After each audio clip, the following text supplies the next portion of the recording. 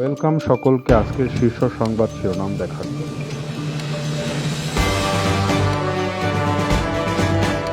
অবশেষে খালেদা জিয়ার আসনে প্রার্থী দিল এনসিপি।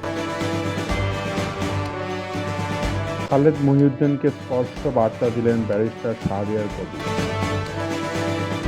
অবরুদ্ধ অর্থ উপদেষ্টা।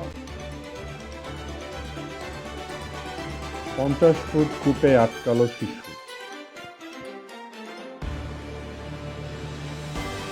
1 দশকের জন্য শান্তি চুক্তি চায় হামাস। কারাগারের বাইরে পুলিশি হামলা। ক্ষমা চেয়ে প্রশংসায় ভাসছেন তারেক রহমান। ইউক্রেন ইস্যুতে এবার ট্রাম্পের মুখোমুখি ইউরোপ। মোহাম্মদপুরে মা-মেয়ের হত্যার প্রধান আসামি গ্রেপ্তার।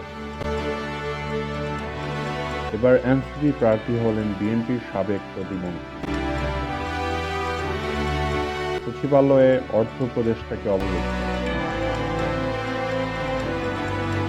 পদত্যাগ করেছেন 2 ছাত্র উপদেষ্টা। জামায়াত প্রার্থীর গাড়িবহরে হামলা।